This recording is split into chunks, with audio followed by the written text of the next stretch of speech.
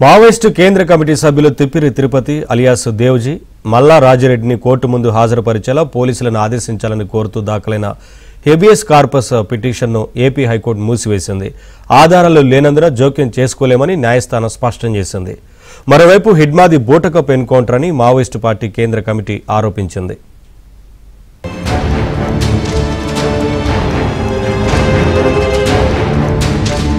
Maoist party కేంద్ర committee సభ్యులు Tippiri Tirupati alias Devji మల్లా రాజిరెడ్డిలను కోర్టు ముందు హాజరుపర్చేలా పోలీసులను ఆదేశించాలని కోరుతూ దేవ్జీ తమ్ముడు తిప్పిరి గంగాధర్, రాజిరెడ్డి కుమార్తె స్నేహలత హైకోర్టులో హెబియస్ కార్పస్ పిటిషన్ దాఖలు చేశారు. దీనిపై గురువారం విచారణ జరిపిన ధర్మాసనం ఇద్దరు మావోయిస్టులు పోలీసుల వద్ద ఉన్నారని నిరూపించేందుకు ఆధారాలు ఏమైనా ఉంటే వాటిని కోర్టు ముందు ఉంచాలని పిటిషనర్లను ఆదేశించింది. శుక్రవారం వ్యాజ్యం మరోసారి విచారణకు వచ్చింది. మావోయిస్టుల అరెస్టుకు సంబంధించి వివిధ పత్రికల్లో వచ్చిన కథనాలు, మీడియా ఛానళ్ల వీడియోలను పెన్ డ్రైవ్ లో కోర్టు ముందు ఉంచామన్నారు పిటిషనర్ల తరపు న్యాయవాది యు జై భీమరావు.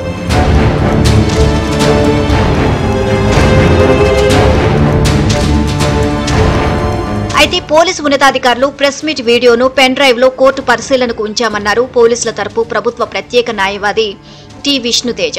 మావోయిస్టు ముఖ్య నేతలకు సంబంధించిన 9 మంది సెక్యూరిటీ సిబ్బంది తమ అదుపులో ఉన్నారని పోలీసులు చెప్పారు తప్ప దేవ్జీ, రాజిరెడ్డి గురించి ప్రస్తావించలేదు అన్నారు.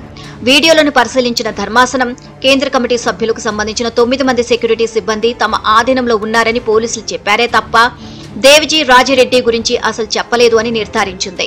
మీడియా ప్రతినిధులు అడిగిన ప్రశ్నకు దేవ్జీ తమ ఆధీనంలో లేరని, తెలంగాణ లేదా ఛత్తీస్గఢ్ రాష్ట్రాలకు పారిపోయి ఉంటారని పోలీసులు చెప్పారని స్పష్టం చేసింది. అనంతరం 9 మంది సెక్యూరిటీ పేర్లు ఏవైనా ఉన్నాయా అని న్యాయవాదిని ధర్మాసనం ఆరా తీసింది.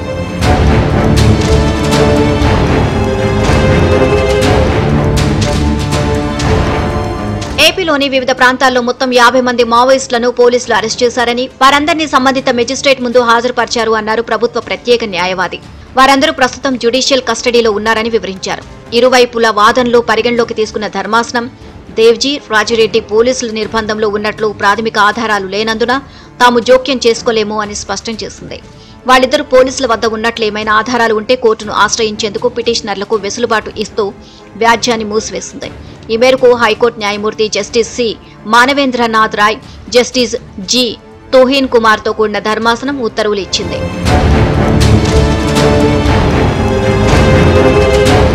అయితే హిడ్బాది బూటకపు ఎన్కౌంటర్ అంటూ మావోయిస్టు పార్టీ కేంద్ర కమిటీ అధికార ప్రతినిధి అభయ్ పేరుతో లేఖ విడుదల చేసింది. అనారోగ్య సమస్యలతో ఆసుపత్రికి వెళ్లిన మావోయిస్టులను పట్టుకుని ప్రభుత్వానికి సరెండర్ చేస్తామని చెప్పి ఎన్కౌంటర్లు చంపేశారని ఆరోపించింది. బూటకపు ఎన్కౌంటర్లకు నిరసనగా ఈ నెల 23న దేశవ్యాప్తంగా నిరసన దినంగా పాటించాలని మావోయిస్టు పార్టీ సెంట్రల్ కమిటీ పిలుపునిచ్చింది. పోలీసుల చర్యకు నిరసనగా దేశవ్యాప్తంగా బంద్కు పిలుపునిచ్చినట్లు లేఖలో తెలియజేశారు.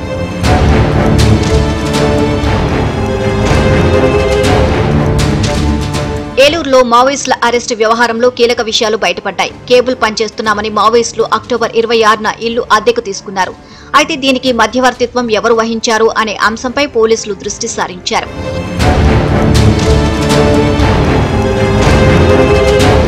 మావోయిస్టుల ఎన్కౌంటర్, అరెస్టులతో ఏపీలో హై అలర్ట్స్ కొనసాగుతోంది.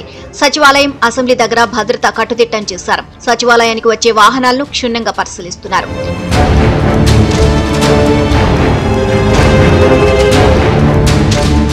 మారేడు మిల్లులో 2 వరుస ఎన్కౌంటర్లలో 13 మంది మావోయిస్టులు మరణించారు. అలాగే ఏపీ వ్యాప్తంగా 50 మంది మావోయిస్టులు పోలీసులు అరెస్ట్ చేశారు. కేంద్రం చేపట్టిన ఆపరేషన్ కగార్తో దేశంలోని వివిధ రాష్ట్రాల్లో మావోయిస్టులు పూర్తిగా తుడిచిపెట్టుకుపోయారు.